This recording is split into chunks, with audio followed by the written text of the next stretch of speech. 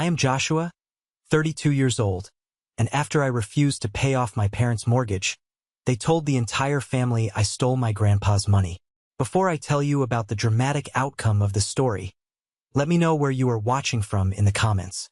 The smell of roasted turkey and cornbread dressing hung heavy in the air at Aunt Marlene's house. 30 of my relatives were crammed into the living room, sitting shoulder to shoulder at 3 long folding tables pushed together. It was supposed to be a day of gratitude, but the tension in the room was thick enough to cut with a carving knife. I sat quietly near the end of the table, nursing a glass of iced tea. Everyone was avoiding my gaze. My cousins looked down at their plates. My aunts whispered behind their napkins. They had all heard the rumors. They had all picked a side. My father, Gerald, sat at the head of the table. He was wearing a pressed navy blazer, dressed up for a man who usually wore old flannel on holidays. My mother, Denise, sat right beside him, her hands folded, her eyes already glistening with fresh, calculated tears. She always knew exactly when to turn on the waterworks. We were 20 minutes into the meal when my father tapped his knife against his water glass. The room went dead silent. The low murmur of the football game playing on the TV in the den suddenly sounded incredibly loud.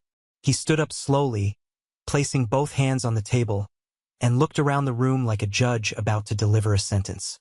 Before we go around and say what we're thankful for, he began, his voice booming across the dining room, I need to address something that's been weighing heavily on this family. My pulse hammered in my ears, but I kept my face entirely blank. I didn't move a muscle. I just watched him. He looked down at my mother. She dabbed her eyes with a tissue right on cue. Most of you have heard the rumors, my father continued, his voice dropping to a somber, theatrical tone. I wish I didn't have to do this publicly. Believe me, Denise and I tried to handle this privately. But our son left us no choice. A few relatives shifted uncomfortably in their seats. Uncle Thomas set his fork down with a loud clink. After my father passed away, we discovered that a significant amount of money was missing from his accounts. We looked into it. We traced it. And the evidence points to one person in this room. He turned his head and locked eyes with me. 30 pairs of eyes instantly followed his gaze. Our son Joshua is a thief, he announced. His voice didn't waver. And we have proof. Aunt Marlene gasped. My younger cousin Caleb stared at me, his eyes wide. My mother's crying grew louder, perfectly pitched to draw maximum sympathy. My father stood over me, expecting me to crumble. He expected me to yell, to deny it, to storm out of the house in shame. That was his script. Instead, I folded my hands on the table and looked him dead in the eye. He reached into the inside pocket of his blazer and pulled out a crisp, white envelope. He walked slowly around the table, parading it past everyone until he stood right beside my chair. He slammed it down on the table right in front of my plate. This is a court summons, he said, loud enough for the kids in the other room to hear.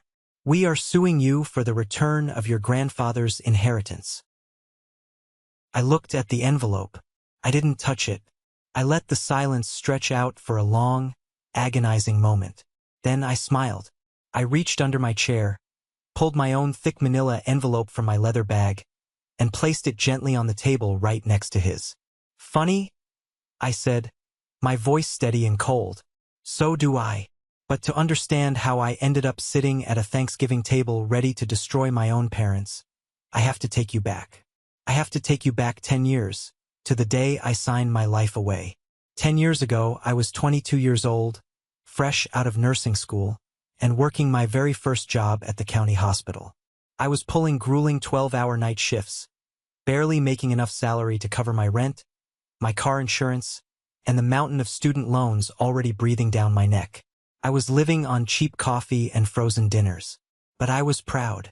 I was finally independent.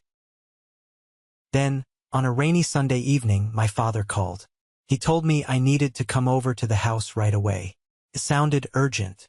When I walked through the front door, I found my parents sitting at the kitchen table. The overhead light cast harsh shadows on their faces. A thick stack of paperwork was pushed to the center of the table. My mother's eyes were bloodshot. "We need your help, Josh," my father said, pushing the papers toward me. "Just your signature. The bank needs a cosigner for the mortgage. It's strictly temporary. 6 months, maybe less. Then I'll refinance the house, and your name comes right off." I hesitated. I knew nothing about mortgages or real estate. "Dad, I don't know." My mother reached across the table and grabbed my hand. Her tears started falling instantly. "We could lose the house, Joshua. Where will we go? They'll put us out on the street." I was 22. They were my parents. They raised me, fed me, put a roof over my head. I thought this was just what families did for each other. You step up when things get hard. So, I picked up the pen and I signed my name on the dotted line. 6 months turned into a year.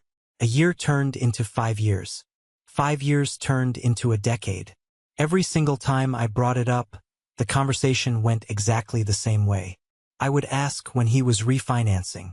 My father would immediately get defensive, claiming his credit wasn't quite there yet, asking if I wanted to see them homeless. My mother would start crying. The guilt trip was a well-oiled machine. But here is what that signature actually cost me. I was essentially financially paralyzed. I couldn't qualify for my own mortgage to buy a starter home. I couldn't even get approved for a decent car loan without getting hit with a brutal, predatory interest rate. My credit score bounced wildly between 580 and 620. Why? Because my father was constantly late on the mortgage payments. Sometimes he was 30 days late. Sometimes he was 60 days late. And he never once told me. I would only find out when I got a credit monitoring alert on my phone at 2 in the morning while I was doing rounds at the hospital. I remember standing in the sterile hallway of the cardiac ward, staring at a notification that my score had dropped 40 points overnight because of 2 60-day late notices I knew absolutely nothing about. I called him the next morning, furious and exhausted. "Dad, what is this? You missed 2 payments." He just brushed it off, his voice completely unbothered. "Things were tight this month, Josh. Don't worry about it. I handled it." He handled it.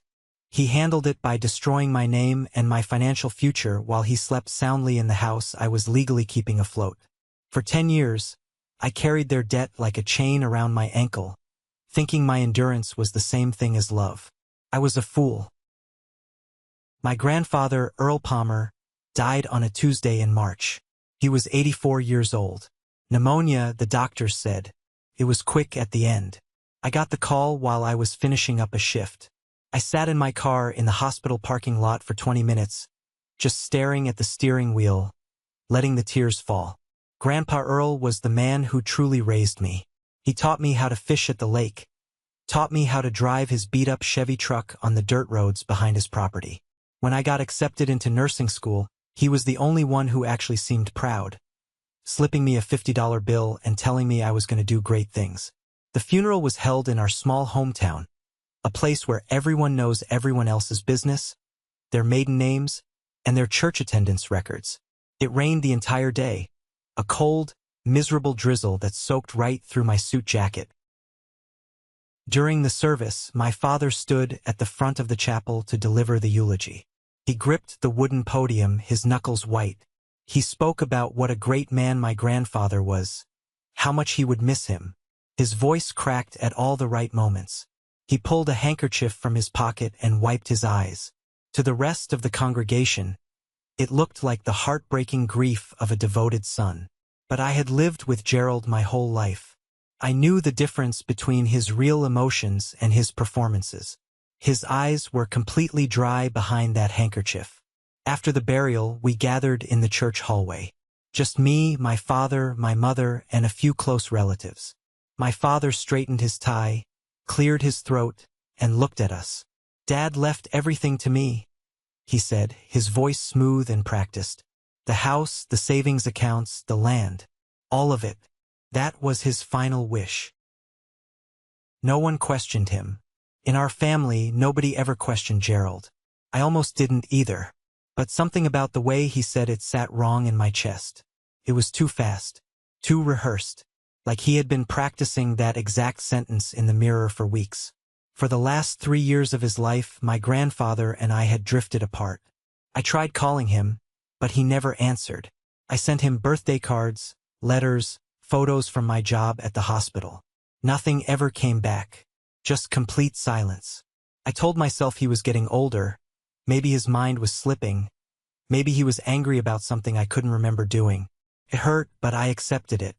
Now, standing in that cold church hallway, looking at the smug satisfaction barely hidden on my father's face, a terrible thought took root in my mind. Grandpa Earl loved me. He loved all his grandkids. Why would he leave his entire legacy, everything he worked his whole life for, solely to the son he constantly argued with? I didn't say anything that day. I just nodded and went back to my apartment. But the seed of doubt was planted, and it was growing fast.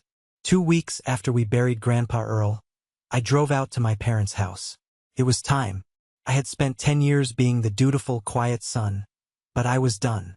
I walked into the kitchen and found my father sitting at the table, reading the newspaper with a cup of black coffee. I sat down across from him. "Dad, I need my name off the mortgage. I need it done this year." I didn't yell. I didn't cry. I just stated it as a hard, undeniable fact.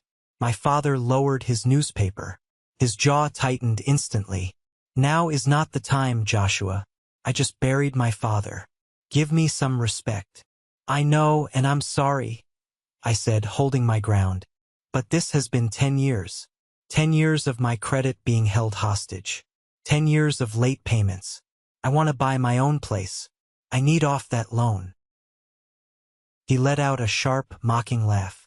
"You want me to refinance right now? With what credit? You think the banks are just lining up to hand a new mortgage to a 61-year-old man? Then sell the house," I said flatly. "Downsize. Move into an apartment. I don't care how you do it, but I need out." He stood up so fast his chair violently scraped against the linoleum floor. His face turned a dangerous shade of red. The veins in his neck bulged. He leaned over the table, pointing a thick finger right in my face. "You want to talk about lawyers?" he spit out, though I hadn't mentioned a lawyer at all. "You want to sue your own parents? Is that it? Go ahead, Joshua. See how that looks. See how the whole family treats you when they find out you're trying to throw your mother and father out on the street right after your grandfather died." I didn't flinch. I just stared at him, realizing for the first time that there was no love in his eyes, only control. He didn't see me as a son. He saw me as a financial utility. "I'm not trying to throw you out," I said quietly. "I'm trying to start my own life." "You're ungrateful," he snarled. "After everything we've done for you, get out of my house." I drove back to my apartment with my hands shaking on the steering wheel. I knew what was coming next. My father was a master manipulator. If I pushed him, he wouldn't just fight back. He would burn the ground beneath me. He would turn the whole family against me to protect his own image. I was sitting on my couch later that night, running the math in my head. If he stopped paying the mortgage entirely out of spite, which he was absolutely vindictive enough to do, the bank would come after me. Foreclosure. My credit score wouldn't just drop. It would crater.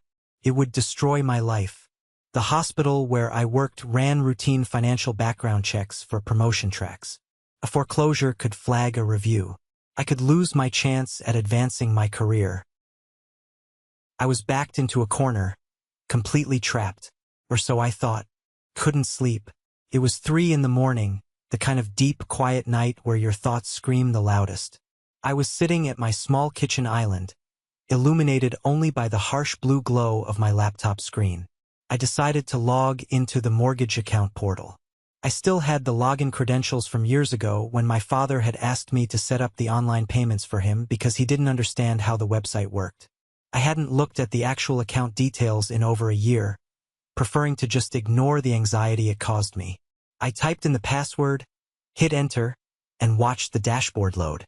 I scanned the numbers, the remaining principal balance, the interest rate, the payment history, littered with those ugly red 30 days past due markers. Then, my eyes caught something else, something new. Right below the main loan summary, there was a second line item. A home equity line of credit. I frowned, leaning closer to the screen. I clicked on the details. My heart stopped beating for a full second, and then started hammering so hard it hurt my ribs. 3 months before Grandpa Earl died, someone had taken out a $40,000 withdrawal against the equity of the house. I stared at the number, $40,000. My father hadn't just kept my name trapped on the original mortgage. He had used my co-signature, my credit history, to borrow 40 grand in cash against the house without ever telling me, without my consent, without a single word. He had forged my electronic authorization or bypassed the security checks to pull money out, legally tying that new massive debt directly to my name. A cold, heavy numbness washed over me. I sat there in the dark for a long time. The hum of the refrigerator was the only sound in the apartment. This wasn't just financial irresponsibility anymore. This was theft. This was fraud. My own father had robbed me. Where did the money go? $40,000 doesn't just vanish. They hadn't renovated the house. They hadn't bought a new car. The money was just gone. He didn't just trap me in a cage. He went back and made the cage smaller, heavier, impossible to break out of. He knew exactly what he was doing. He knew if he defaulted, I would be on the hook for all of it. I closed the laptop slowly. I didn't feel like crying anymore. The sadness, the guilt, the obligation I had felt for the last 10 years evaporated in an instant, replaced by something entirely different. It was a cold, pure, focused rage. They thought I was weak. They thought because I was quiet, because I was the dutiful son who always avoided conflict, that I would just take this. They thought I would roll over and let them ruin me. I picked up my phone and looked at a picture of Grandpa Earl I kept saved in my favorites. "I'm not letting them win, Grandpa," I whispered to the empty room. I was done playing defense. It was time to find out exactly what else my father had been lying about. The rumors didn't start with a loud explosion. They started like a slow gas leak, poisoning the air around me until I couldn't breathe. It started at church. First Baptist, the congregation my family had attended for 3 decades. I walked into the fellowship hall after Sunday service, grabbing a styrofoam cup of coffee. I saw Mrs. Gentry, a woman who had known me since I was in kindergarten, standing near the pastry table. I smiled and started to walk toward her. She looked right at me, her eyes freezing over, then deliberately turned her back and walked to the other side of the room. She didn't say a word, but the message was deafening. Then it bled into my workplace. Dr. Gray, the attending physician on my floor and a man I deeply respected, pulled me aside near the nurse's station on a busy Tuesday afternoon. He looked uncomfortable, shifting his weight from side to side. "Hey, Joshua," he said, lowering his voice. "Is everything okay at home? I heard some things from folks in town. Something about your grandfather's estate? Listen, if you need time off to deal with some legal trouble, just let me know." My stomach dropped. Legal trouble? Dr. Gray, what exactly did you hear? I asked, keeping my voice level. He rubbed the back of his neck. "Just talk, you know how this town is. People are saying you took some cash from your grandfather's house right before he passed. I don't believe it, of course, but, my own parents were doing this. My mother, Denise, and my father, Gerald, were systematically calling aunts, uncles, cousins, and family friends, planting the seed. They were telling everyone, casually, like it was an established tragedy, that I had stolen money from Grandpa Earl's dresser drawer. He was over there alone a lot near the end, my father had reportedly told Uncle Thomas. We found the drawer completely empty after the funeral. Thousands in cash, just gone. It breaks his mother's heart. There was no proof, of course. There didn't need to be. In a small town, an older, respected father's sorrowful word carries massive weight. They were building a narrative. If I ever tried to expose the $40,000 they stole from the equity, or if I ever questioned the inheritance, the entire town was already primed to believe one thing. Joshua is the thief. Joshua is the villain. Joshua is just trying to cover his own tracks. Every time I tried to defend myself to a relative on the phone, I sounded defensive, frantic, which only made me sound more guilty. My parents had trapped me in a PR nightmare. But my father made one crucial mistake. He was too specific. He told people I took money from a specific dresser drawer in Grandpa's bedroom. How did Gerald know Grandpa kept emergency cash in that specific drawer? Unless he had been digging through it himself. The realization hit me like a physical blow. He was projecting. He was accusing me of exactly what he had done. I didn't wait around for the gossip to destroy me. On my first day off, I drove 45 minutes out of town to the county courthouse. I didn't even bother changing out of my blue hospital scrubs. I parked in the back lot, my heart pounding a steady, nervous rhythm against my ribs. I walked into the probate office. The air smelled of floor wax and old, dusty paper. The clerk, a woman named Diane with reading glasses perched on the end of her nose, looked up from her computer. "I need a copy of the probate file for Earl James Palmer," I told her, my voice surprisingly steady. "Deceased March of this year." "Relation?" she asked, her fingers hovering over her keyboard. "Grandson. Probate records are public. Anyone can walk in and request them, a fact my father clearly hadn't considered, assuming I would be too intimidated to ever check." Diane printed out a thick stack of papers, slid them into a manila folder, and handed them across the counter. I didn't even wait to get to my car. I sat down on a hard wooden bench right there in the courthouse hallway and opened the folder. There it was, the last will and testament of Earl James Palmer, the document my father had filed to claim the entire estate. It was typed, officially notarized, and dated 14 months before my grandfather died.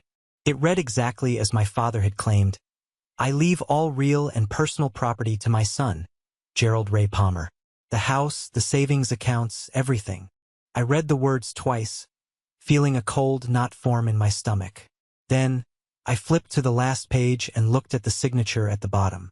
Earl James Palmer. I had seen my grandfather's handwriting thousands of times. I knew it from decades of birthday cards, from the memo lines of every check he ever wrote, from a sticky note he left on my dashboard when I graduated nursing school that said, "Proud of the man you are, Josh." His real handwriting was distinct. As he got older, his hand shook, making his letters jagged. His E always leaned heavily to the left, and the tail of his P swooped down long and sharp. I stared at the signature on the legal document. It was a good copy, but it wasn't him. The E was too upright. The P was completely short, cut off bluntly. The entire signature lacked the natural, shaky rhythm of an 84-year-old man.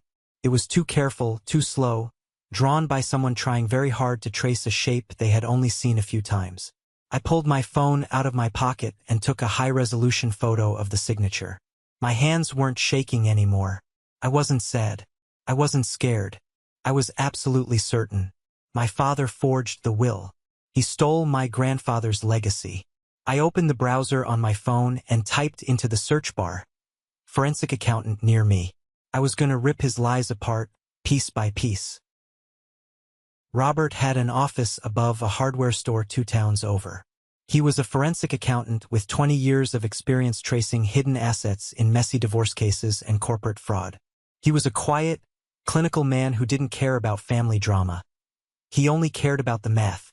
I sat across from his cluttered desk, wearing my only decent suit, and handed him the courthouse file, along with 17 verified samples of my grandfather's real signature I had dug out of old shoe boxes.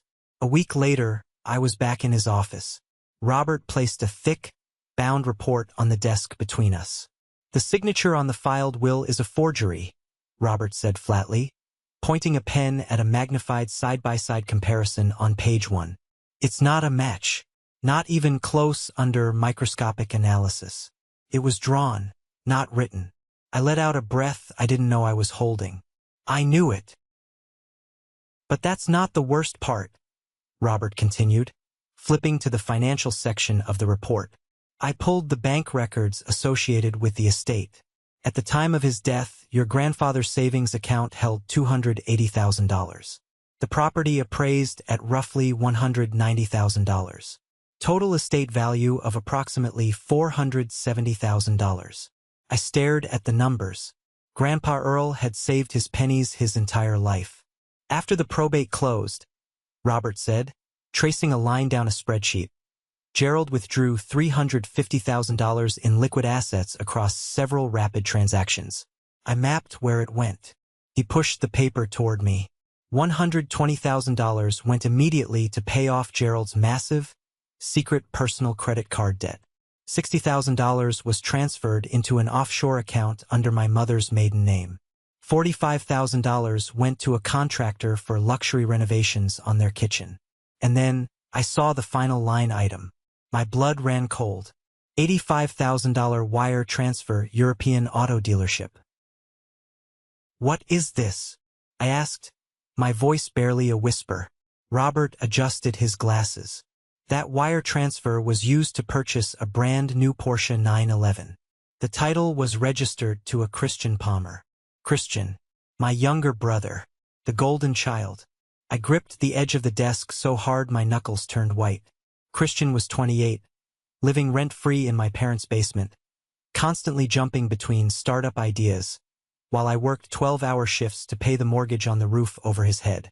While my father was ruining my credit score and stealing $40,000 in equity under my name, he used my dead grandfather's stolen money to buy his favorite son a luxury sports car. The blatant, cruel favoritism made me physically sick. They were draining me dry to fund a lavish lifestyle for themselves and Christian. Do you want me to compile this into an official, certified affidavit? Robert asked quietly. Because once I do, this becomes actionable evidence. You can't put the genie back in the bottle. I looked at the line item for the Porsche. I thought about the fake tears my mother cried. Do it, I said. Seal it. Armed with the forensic evidence, I needed an ally. I needed someone in the family with influence who could stand with me when the truth came out. I thought of Uncle Thomas, my father's older brother. Thomas had always been the voice of reason, the mediator in family disputes. He was wealthy, respected, and had always been kind to me. I called him and asked to meet at a quiet diner on the edge of town. When he arrived, I ordered us coffees and took a deep breath. I didn't show him the forensic report yet. I wanted to gauge his reaction first, but I told him everything else. I told him about the $40,000 equity theft. I told him about my suspicions regarding the forged will. For the first 20 minutes, Thomas listened intently. He nodded, his face lined with concern. I knew Gerald was terrible with money, Thomas murmured, stirring his coffee. But stealing your equity? Forging a signature? Joshua, this is heavy stuff. It's the truth, Uncle Thomas, I pleaded. They're ruining my life and poisoning the family against me. I need you to help me confront him. Thomas went quiet. He took a slow sip of his coffee, looking out the window at the rainy parking lot. When he looked back at me, his entire demeanor had shifted. The warmth in his eyes was gone, replaced by a cold, calculating distance. Joshua, listen to me, he said, his voice dropping to a low, authoritative register. Family is family. Gerald has a temper, yes, but bringing lawyers into this, tearing the family apart over money? It's not just money, it's fraud, I argued, my voice rising. Keep your voice down, Thomas snapped. He leaned across the table. Your father told me you might try something like this. He told me you were stressed, lashing out because you were broke. I froze. He talked to you? Thomas sighed, pulling his coat collar up. Gerald came to see me last week. He's struggling, Joshua. He needed a little help to cover some legal fees regarding the estate taxes. I loaned him $50,000 to keep him afloat. If you start a legal war, the estate gets frozen. I don't get my money back, and our family name gets dragged through the mud in this town. The realization hit me like a bucket of ice water. Thomas wasn't a mediator. He was an investor. My father had bought his loyalty with a piece of the stolen pie. You're protecting him because he owes you, I said, disgusted. I'm protecting the family, Thomas corrected smoothly. Let it go, Joshua. Walk away. If you don't, you won't just be fighting your father. You'll be fighting all of us. You'll be entirely alone. He stood up, dropped a $5 bill on the table for his coffee, and walked out. I sat alone in the booth, staring at the cold coffee. My own uncle had sold me out. They really thought I would back down out of fear of being ostracized. They thought isolation would break me. They were wrong. It didn't break me. It just removed the last ounce of mercy I had left for them. With my immediate family firmly aligned against me, I realized I had to look outside the inner circle. I thought of Uncle David, Grandpa Earl's younger brother. David was 72, a retired mechanic who lived a quiet life on a farm an hour out of town. He hadn't attended a family dinner in over a decade due to a bitter, unspoken falling out with my father, Gerald. If anyone knew the truth about Grandpa, it was David. I drove out to his farm on a crisp Thursday morning. The air smelled of cedar trees and damp earth. David met me on the porch, wiping grease from his hands with a rag. He didn't look surprised to see me.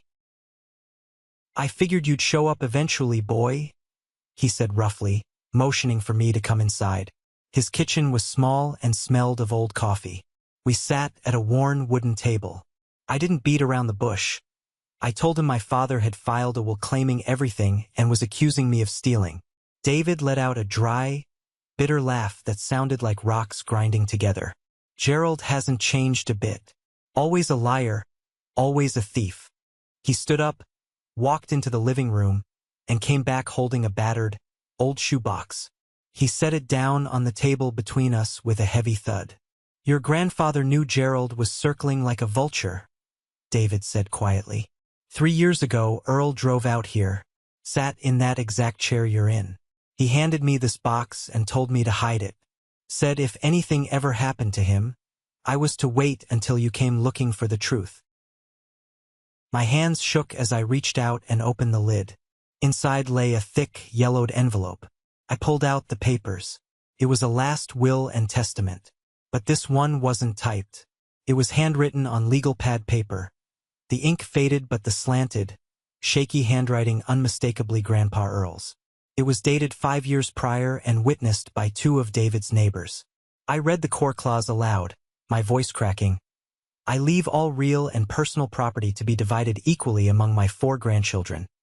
Joshua, Caleb, Christian, and Megan. My son, Gerald, receives nothing." Grandpa hadn't left me out. He had explicitly cut my father out to protect us. But that wasn't all.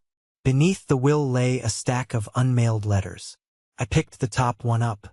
"Dear Josh," the letter read, "Your dad came by today. Told me you're too busy at the hospital to see me anymore. Said you wanted space. I don't believe him, but I won't bother you if it's true. Just know I'm proud of you, son. Always." Tears, hot and fast, spilled down my cheeks, blurring the ink. For 3 years, my father had been the gatekeeper. He intercepted my calls. He lied to my grandfather, telling him I had abandoned him, and he lied to me, making me think Grandpa was ignoring me. He broke an old man's heart just to isolate him and steal his money. "He died thinking I didn't care," I whispered, the pain sharp and agonizing in my chest. David reached over and gripped my shoulder tight. "He died knowing you'd find the truth, Joshua. That's why he left the sword with me. Now you take it and you use it." I left David's farm with the shoebox secured on my passenger seat like precious cargo. I finally had the motive, the real will, and the forensic proof. But I needed one more piece to ensure my parents couldn't wriggle their way out of this with their usual manipulative lies. The universe provided it that very night. At 10:15 p.m., my phone vibrated on the kitchen counter. It was Caleb, my 24-year-old cousin. Caleb was a quiet kid, terrified of conflict, who usually just kept his head down to avoid my father's wrath. I answered, "Caleb? It's late. Everything okay?" "Josh," he whispered, his voice trembling so badly I could barely hear him. "Don't ask how I got this. Just promise me you won't tell them it came from me. My mom would kill me. I promise." "What is it?" "I was at your parents' house 2 weeks ago, fixing their router in the hallway. They didn't know I was there. They were in the kitchen fighting. I hit record on my phone. My breath hitched. Send it to me. Right now. A moment later, an audio file pinged into my messages. I pressed play, holding the phone tight against my ear. The audio was muffled, recorded through a wall, but the voices were undeniable. I told you to pay that mortgage. My mother, Denise, hissed fiercely. If Joshua finds out about the equity loan, he'll go to the police. Shut up, Denise. My father snarled back. He won't do a damn thing. He's too weak. The fake will is already filed and approved by probate. It's done. There was a pause, the sound of a chair scraping. But what if he gets a lawyer? My mother asked, her voice tight with panic. Then we strike first. Gerald's voice came through cold, calculated, and purely evil. We go louder. We tell the family he stole the cash from Earl's room. We make him the villain. Nobody's going to believe a broke nurse over us. By the time Thanksgiving rolls around, I'll have him begging for mercy. The recording clicked off. I stood in my kitchen, the silence ringing in my ears. They hadn't just made a mistake. They had actively, maliciously conspired to destroy my reputation and my life to cover up their felony. The next morning, I didn't go to work. I drove straight to the office of Andrew Vance, the most ruthless estate litigation lawyer in the county. I sat in his plush leather chair and laid everything out on his mahogany desk. The forensic report from Robert tracing the $350,000 and the Porsche. The real, handwritten will from Uncle David. And finally, I played the audio recording of my parents' conspiracy. Andrew listened in complete silence. When it was over, he steepled his fingers, a predatory smile spreading across his face. Joshua, the lawyer said, tapping the forensic report. This isn't just a civil dispute anymore. This is criminal fraud, grand larceny, and conspiracy. You have a nuclear bomb sitting on this desk. I don't want to just file a lawsuit behind closed doors. I told him, my voice colder than it had ever been. My father wants to make a public spectacle at Thanksgiving. He invited 30 people to watch him destroy me. Andrew leaned forward, his eyes gleaming. Then we let him build his stage. And when the curtain goes up, we burn the theater to the ground.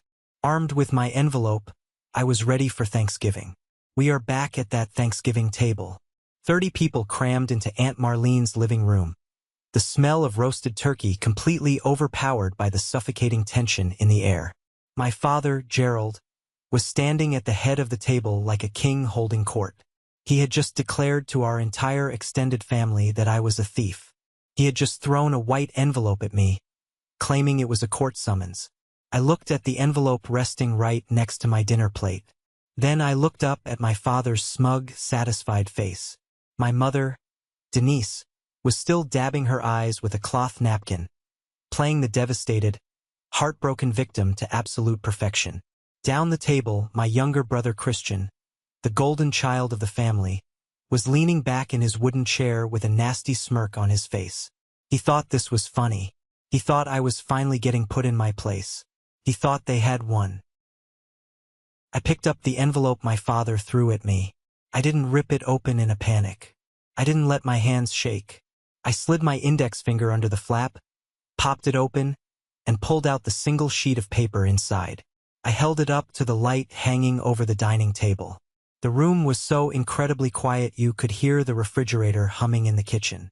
Everyone was watching me, waiting for the meltdown.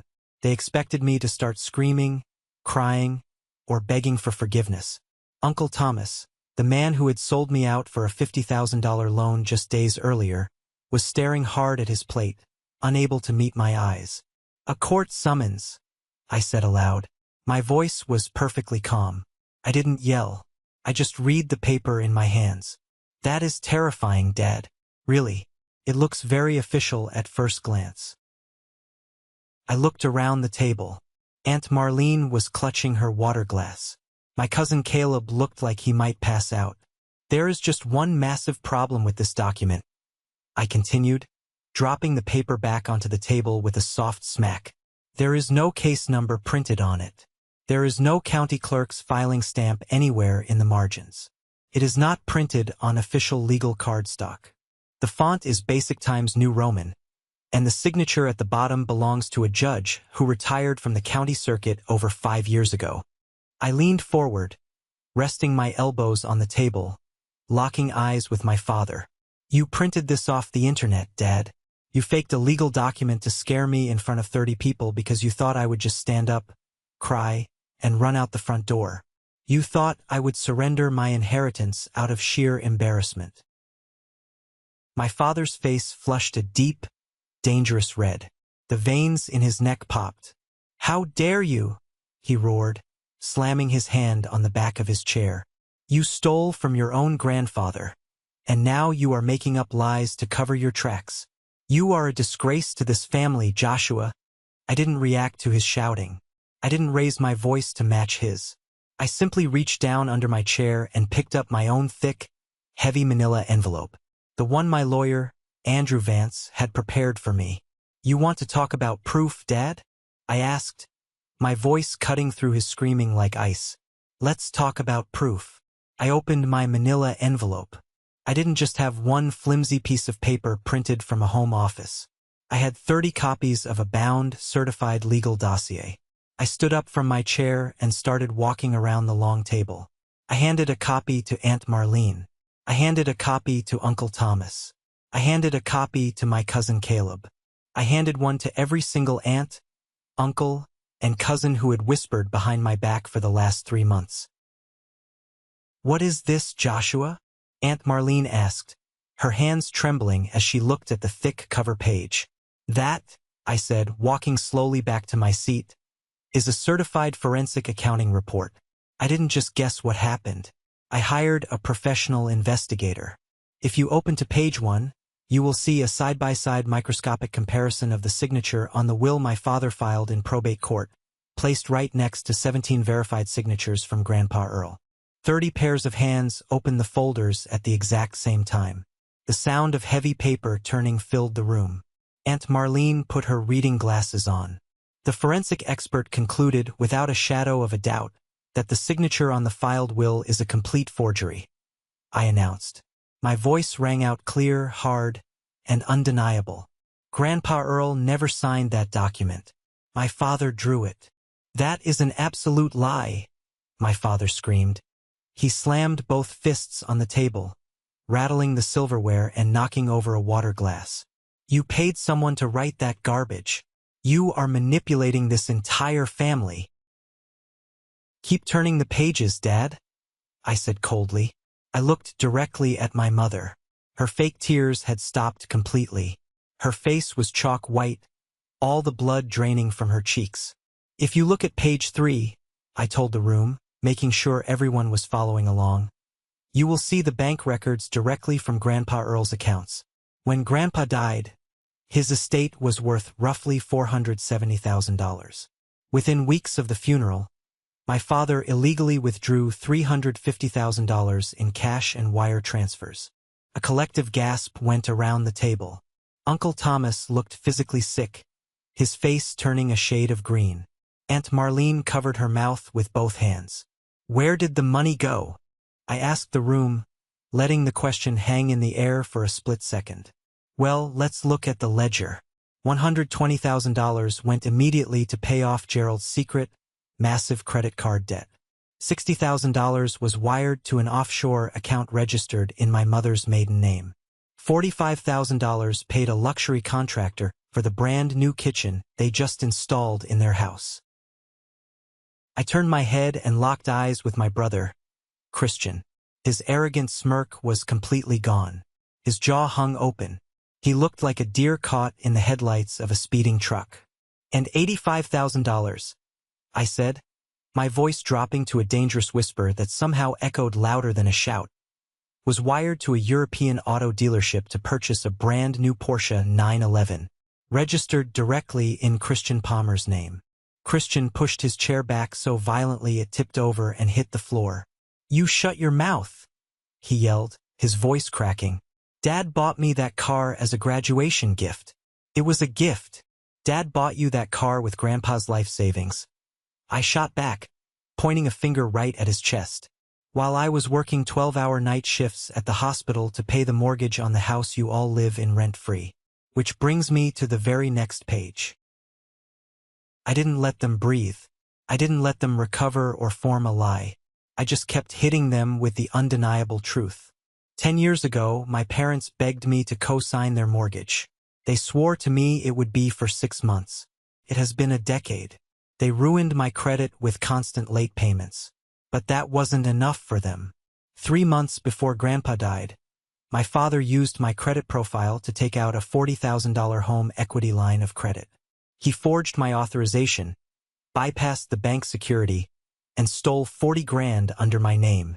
The room was paralyzed.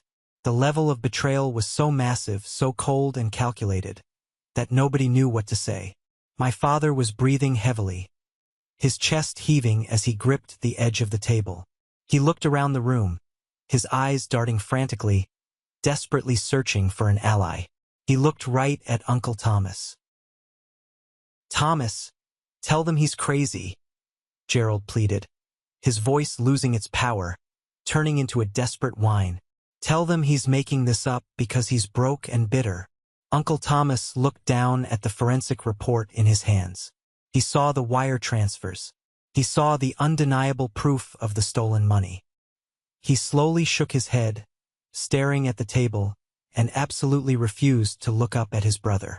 My father turned back to me, his eyes wild with the fury of a trapped animal. "You have nothing.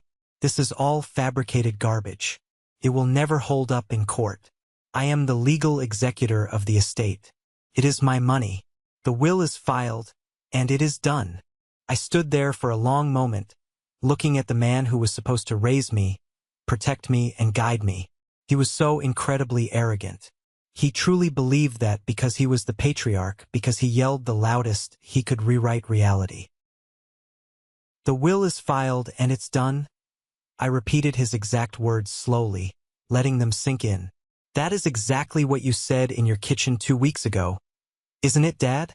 My mother flinched as if I had physically struck her across the face. "What are you talking about?" she whispered, her voice trembling with genuine fear now. I looked across the table at my cousin Caleb. He was sitting next to his mother, pale, sweating, and gripping the edge of the table. He gave me a tiny, terrified nod. Caleb was brave. He knew this would cause an absolute earthquake in the family, but he chose the truth anyway. I reached into my pocket and pulled out my phone. I swiped the screen and synced it to the large Bluetooth speaker sitting on the kitchen counter right behind me. I turned the volume all the way up. "Let's see what you and Mom really think when you believe nobody is listening," I said. I pressed play. The audio crackled through the speaker, loud, sharp, and undeniable. It was my mother's voice first, filled with frantic panic. "If Joshua finds out about the equity loan, he'll go to the police." 30 people stopped breathing at the exact same time. My mother grabbed the edge of the table, her eyes wide with absolute horror. She looked like she was going to be sick. Then my father's voice echoed through the dining room. Cold, cruel, malicious. "Shut up, Denise. He won't do a damn thing. He's too weak. The fake will is already filed and approved by probate. It's done." Aunt Marlene let out a sharp, devastated cry. Uncle Thomas closed his eyes and buried his face in his hands. The recording continued. My mother's voice again, trembling. "But what if he gets a lawyer?" And then came the final nail in the coffin. My father's exact blueprint for my destruction, played out for the entire family to hear. Then we strike first.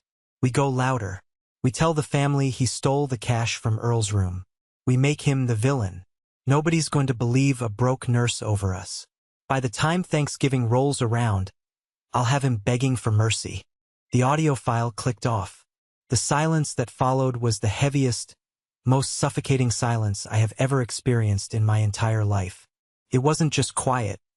It was a physical weight pressing down on the room. It was the sound of an entire family realizing they had been used, manipulated, and lied to by a monster wearing a father's face. I looked at my father. He was completely, utterly broken. His broad shoulders slumped forward. His mouth opened and closed, but no sound came out. He had no defense. He couldn't scream his way out of his own recorded confession. I picked up my jacket from the back of my chair and slipped it on. "I am not begging for mercy, Dad," I said calmly into the dead silence. "I am calling my lawyer. Happy Thanksgiving." I didn't walk out of the house immediately. I stood there near the door and watched the empire my father built on lies crumble to dust in real time. Aunt Marlene was the very first to move. She stood up, her face tight with intense disgust. She didn't look at my mother, her own sister. She didn't say a single word. She just walked over to the coat rack, pulled down her heavy winter jacket, and walked out the front door. The heavy oak door slammed shut behind her, the sound echoing like a gunshot in the silent house. That was the signal. The dam broke. Cousins, aunts, uncles, people who had known Gerald their entire lives, started standing up in unison. They dropped their cloth napkins on their half-eaten plates of turkey and dressing. They grabbed their children by the hands and pulled them away from the table. Nobody yelled. Nobody demanded an apology. The absolute silence of their departure was far more punishing than any screaming match could ever be. They were treating my parents like they were radioactive. Uncle Thomas stood up slowly. He looked 10 years older than he had when he walked in. He walked past my father, stopping for just a second. "You owe me 50 grand, Gerald," Thomas said, his voice flat, completely devoid of any brotherly affection. "I want it by the end of the month, or I'll sue you too." Then, he turned and walked out the door. My brother Christian was in full panic mode. He finally realized what this actually meant for his comfortable, lazy life. He rushed around the table, his face frantic, and grabbed my arm. "Josh, man, come on. Look at me. I didn't know the car was bought with Grandpa's money. I swear on my life. You can't let them take the Porsche. My whole life is tied to that car. You have to tell the lawyer to leave me out of this. We're brothers." I looked down at his hand gripping my sleeve. I looked at his panicked face. I felt absolutely nothing for him. No anger, no pity, no brotherly bond. Just a cold, clinical detachment. "You should probably go home and hide the keys, Christian," I told him, my voice completely flat. "Because the bank is coming for it on Monday." I pulled my arm away from his grip and walked toward the door. I looked back one last time. My mother was sobbing hysterically into her hands, but nobody was comforting her. Nobody was rushing to bring her a tissue. My father was sitting alone at the head of a massive, empty table, staring blankly at the cold food. He was completely isolated. He had pushed everyone away to protect his greed, and now he had absolutely nothing left. I walked out into the crisp November air, got into my car, and drove away. For the first time in 10 years, I felt like I could finally take a deep breath. Monday morning arrived, sharp and unforgiving. I was sitting in Andrew Vance's law office at 9 o'clock sharp. Andrew was drinking a dark roast coffee, reviewing the final draft of the legal ultimatum we were about to drop on my parents like an anvil. "They have absolutely no moves left, Joshua," Andrew said, tapping his expensive pen on the mahogany desk. "The audio recording you provided establishes clear, malicious intent. The forensic report establishes the financial action. The forged will establishes the mechanism of the fraud. This is a slam dunk in any court in the state." "So what happens right now?" I asked, leaning forward. Andrew slid a thick, certified legal document across the desk toward me. "This is a formal demand letter. It is being couriered to your father's house by a process server as we speak. We are giving him exactly 60 calendar days to completely refinance the mortgage on that house and remove your name from the debt. Furthermore, he is legally required to assume full liability for the $40,000 equity line of credit he fraudulently opened in your name." I read over the dense legal jargon. "And if he refuses?" He told me to my face he couldn't get approved for a refinance because of his age and credit. Andrew smiled, a sharp, predatory grin that made me glad he was on my side. "If he refuses, or if he claims he cannot secure financing, we file an immediate motion to force the sale of the property to cover the debt.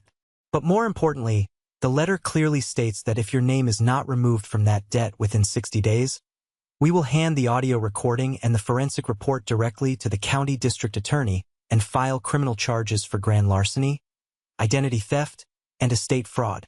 He will go to state prison. It is that simple. My father was a classic coward. He liked to bully people who were too scared or too kind to fight back. But facing a ruthless litigation lawyer and the very real, very imminent threat of a concrete prison cell, all his arrogant bravado vanished overnight. He didn't fight it. He didn't call me to argue. He didn't try to send my mother or Uncle Thomas to negotiate a peace treaty. He knew the gig was completely up. I later found out from Uncle David that Gerald had to empty what little was left of his own retirement accounts, beg a high-interest private lender in the next town over, and put up his own truck as collateral just to secure a miserable, incredibly expensive loan to buy me out of the mortgage. He trapped himself in a financial prison of his own making just to stay out of a real one. 5 weeks later, it was a freezing, overcast Tuesday afternoon in late December. I had just finished a brutal 12-hour shift at the hospital. We had been short-staffed in the ER, and I was running on 4 hours of sleep and stale cafeteria coffee. I walked out to the employee parking lot, my boots crunching on the icy asphalt, wrapping my coat tight around me. I sat in the driver's seat of my car and turned the key just to run the heater. My phone buzzed in my pocket. It was an email notification. I pulled it out and looked at the screen. The subject line from the bank read, "Mortgage release confirmation, official document enclosed." My hands started to shake. I opened the email. Attached was a formal PDF letter from the lending institution. It stated, in clear, beautiful black and white text, that Joshua Palmer was officially and legally released from all liability regarding the mortgage property. My name was gone. The $40,000 equity debt was gone. The 10-year chain around my neck had finally been shattered. I dropped the phone into my lap. I rested my forehead against the cold steering wheel, and I completely broke down. I cried. I sobbed until my chest physically ached. They weren't sad tears. It was the massive, overwhelming release of a decade of crushing anxiety. 10 years of waking up in the middle of the night wondering if my father's missed payments were going to leave me bankrupt. 10 years of feeling like I was drowning in the ocean while holding them above water. It was finally over. I was free. The very next month, the effects were undeniable. Without that massive, toxic debt dragging down my debt-to-income ratio, and without the constant barrage of late payment flags from my father, my credit score shot up by over 100 points. At the hospital, the Human Resources Department ran their annual background and financial review for promotions.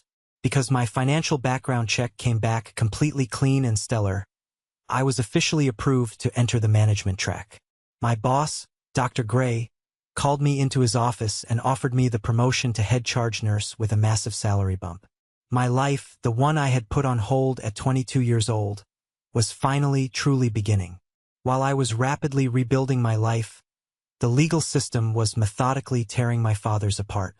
With the real, handwritten will submitted to the court, the probate judge immediately froze all of Gerald's remaining bank accounts and assets. The forged will was thrown out entirely, and the judge issued a blistering reprimand on the record regarding the blatant fraud. The estate was ordered to be redistributed exactly as Grandpa Earl had written it in his own hand, divided equally among the 4 grandchildren, myself, Caleb, Christian, and our cousin Megan. Because my father had already spent so much of the cash, the court moved aggressively to recover the stolen funds. Christian's beloved Porsche 911 was legally seized by the county sheriff's department. I heard from Caleb that Christian literally stood in the driveway and cried like a child as the tow truck hauled his status symbol away. The car was auctioned off by the county, and the proceeds were put directly back into the estate trust. My parents were ordered to pay back the $45,000 they used for their luxury kitchen renovation, forcing them to take out yet another crippling personal loan. They were drowning in high-interest debt, completely isolated from the entire family, and living in a house they could now barely afford to heat in the winter. When the dust finally settled and the lawyers were paid, the remaining estate was divided up. It wasn't a massive fortune after the legal fees and the lost cash, but it was significant. I received a certified check for $65,000. My cousin Megan called me the day the checks cleared the bank. She was crying hysterically on the phone. "Josh, I don't even know how to thank you. My husband got laid off last month. We were a week away from losing our apartment. This money, I'm putting a chunk of it straight into a college fund for my daughter, and the rest is saving our home. You saved us, Josh." I smiled, looking out the window of my apartment at the city skyline. "It wasn't me, Megan," I told her softly. "It was Grandpa Earl. He took care of us, just like he always wanted to." For months after that explosive Thanksgiving dinner, I closed on my own house. It wasn't a massive mansion. It was a modest, 3-bedroom ranch-style home on a quiet, tree-lined street about 10 minutes from the hospital. It had a big backyard and a wide, wraparound front porch. But it was mine. My name was the only name on the deed. My spotless credit secured the loan with an incredibly low interest rate. I used a portion of Grandpa's inheritance for the down payment, and I kept the rest safely invested in an index fund for my future. The first night in the house, I didn't have any furniture delivered yet. I sat right on the hardwood floor of the living room, eating a slice of pepperoni pizza from a cardboard box. I pulled a hammer and a nail out of my duffel bag. I walked over to the center of the living room wall, right above the fireplace, drove the nail in, and hung a framed photograph. It was a picture of Grandpa Earl holding a massive bass he had caught at the lake, grinning from ear to ear, looking so proud and full of life. I stepped back, crossed my arms, and looked at it. "We did it, Grandpa," I said softly to the empty room. The next morning, my cell phone rang. It was an unknown number. I answered it cautiously, putting it on speaker. "Joshua." It was my mother, Denise. Her voice sounded thin, frail, and incredibly tired. It lacked all the theatrical drama she usually employed. "What do you want, Mom?" I asked, keeping my voice completely neutral. I wanted to see how you were doing," she stammered, sounding nervous. "Aunt Marlene told me you bought a house. Congratulations. Your father and we're struggling, Josh. The legal bills are piling up. Christian had to move out because we can't afford his expenses anymore. He's sleeping on a friend's couch. We miss you. We want to apologize for how things got out of hand. We want to be a family again." I stood in the bright, sunny kitchen of my new home. I looked around at the clean, empty space. I thought about the 10 years of financial manipulation. I thought about the fake court summons they threw in my face. I thought about the secret recording where she actively conspired to ruin my professional and personal reputation just to protect a stolen inheritance. "I forgive you, Mom," I said, and I actually meant it. Holding on to the burning anger was only poisoning my own heart. But forgiveness doesn't mean access. You and Dad made your choices. You chose money over your own son. You chose a vicious lie over the truth. I wish you the best, but I am not doing this anymore. I am not your safety net. Do not call this number again. I hung up the phone before she could start crying. I blocked the number immediately. I drew the boundary line in thick, permanent marker, and I stepped over it into my new life without looking back. It was a warm Sunday afternoon in late spring, about a year after the dust had finally settled. I was sitting on the wide wooden porch of Uncle David's farmhouse, drinking a glass of cold, sweet iced tea. The field stretched out green and vibrant under the wide blue sky, the wind rustling through the tall grass. David was sitting in a rocking chair right next to me, quietly carving a piece of cedar wood with an old pocket knife. "You look good, boy," David said, pausing his carving to glance over at me. "You look lighter, like you dropped 100 pounds of rocks off your back."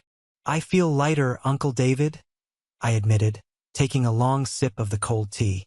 I reached into my shirt pocket and pulled out an old, slightly faded photograph. It was one of the items I had found at the very bottom of the shoebox David had given me all those months ago. It was a picture of me when I was maybe 5 years old, sitting high up on Grandpa Earl's shoulders. We were both laughing at the camera, completely carefree, bathed in summer sunlight. I flipped the photo over. On the back, written in Grandpa's distinct, shaky, beautiful handwriting were 3 simple words: my boy Joshua. For so long, I thought that being a good son meant enduring the pain. I thought that family meant unconditional loyalty, even when that exact loyalty was being weaponized against me to destroy my future. I let my parents use my love and my sense of duty as a currency to fund their own selfishness. I used to think I was just a victim of circumstance. But sitting on that peaceful porch, looking at my grandfather's handwriting, I realized something incredibly important. I didn't win a war. You never really win a war against your own blood. There is always massive collateral damage. There are always deep scars left behind. I didn't win a war against my parents. I just stopped being a casualty. I realized that setting a firm boundary isn't an act of cruelty. It's an act of absolute survival. You cannot set yourself on fire just to keep someone else warm, especially when they are the ones holding the match and complaining about the smoke. Grandpa Earl knew that. He knew the darkness and the greed inside his own son, and he left me the tools to fight it. He left me his love, and he left me the undeniable truth. And in the end, the truth was the only weapon I needed. This is the moment that changes everything, the moment I finally took back control of my life. Thank you for sticking around and listening to my story. It's not an easy thing to share, laying your family's darkest secrets out like this, but I know there are people out there walking through the exact same darkness I did, and I want them to know there is a way out. You don't have to carry their debt, emotional or financial, forever. I hope this resonated with you in some way. Have you ever found yourself in a similar situation where you had to choose between your own sanity and the toxic demands of your family? How did you handle it? Did you walk away, or did you stay and fight? Let me know down in the comments. I read as many as I possibly can. Now, for those of you who have been with me since the very first second of this video, you are part of a very special group. If you made it all the way to the end of this journey, I want you to drop the letter W in the comments. W stands for winner. That is our secret code. It's the mark of the 1% Club, the incredible group of people who stick around, listen, and support each other through the toughest, most painful stories. When I see that W in the comments, I know exactly who you are, and I appreciate you more than you know. Please don't forget to hit that like button, and if you haven't already, follow the channel so we can keep sharing these journeys together. Stay strong, protect your peace, and I will see you in the next one.